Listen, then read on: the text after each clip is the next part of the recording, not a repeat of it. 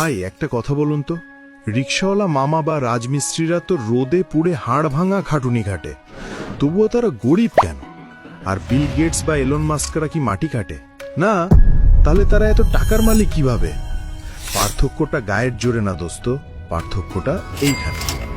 আজ আমি ধনী এবং গরিবের 5টি এমন অভ্যেসের কথা বলবো যা শুনলে আপনি চেয়ার থেকে লাফ দিয়ে উঠবেন, গ্যারেন্টি। নাম্বার 1, বড়লোক দেখানো বনাম বড়লোক হওয়া। আমরা যারা মধ্যবিত্ত বা গরিব, হাতে কিছু টাকা এলেই আগে ভাবি পাশের বাসার ভাবিকে কিভাবে দেখাবো। দামি ফোন, দামি বাইক, ইএমআই এর কিস্তিতে জীবন শেষ। কিন্তু ধনীরা, তারা কাউকে দেখানোর জন্য খরচ করে না, তারা টাকা জমিয়ে এমন কিছু কেনে যা পরে তাদের আরো টাকা এনে দেয়। নাম্বার 2, সম্পদ বনাম দায়। সহজ কথায় বুঝেন, যে জিনিস আপনার পকেট থেকে টাকা বের করে নেয় সেটা হলো দায় বা লায়াবিলিটি, আর যা আপনার পকেটে টাকা ঢোকায় সেটা সম্পদ বা অ্যাসেট। গরিবরা কেনে লায়াবিলিটি আর ধনীরা কেনে অ্যাসেট।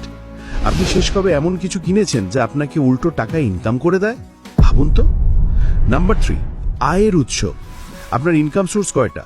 একটা, মানে ওই মাসের 1 তারিখের বেতন? সাবধান ভাই, যদি কাল চাকরিটা যায়, পরশু কি খাবেন? ধনীরা কখনোই এক ঘাটের জল খায় না, তাদের মাল্টিপল ইনকাম সোর্স থাকে। চাকরি গেলেও ব্যবসা আছে, ব্যবসা লস হলে ভাড়া আছে। আপনার কি আছে? নাম্বার 4, ঘাড়ের উপরের অংশ। আমরা বাসে ট্রেনে বসে কি করি? ফানি ভিডিও দেখি আর হাসি। আর বিল গেটস বছরে 50টা বই পড়েন। ওয়ারেন বাফেট দিনের 80% সময় পড়েন। তারা জানে পকেটের সাইজ তখনই বাড়বে যখন ব্রেইনের সাইজ বাড়বে। তাই ফালতু স্ক্রোল বাদ দিয়ে আজ থেকেই নতুন কিছু শেখা শুরু করুন। নাম্বার 5, অজুহাত বনাম অ্যাকশন। গরিবরা বলে আমার কপাল খারাপ, বাপের টাকা নাই, সরকার কিছু করে না।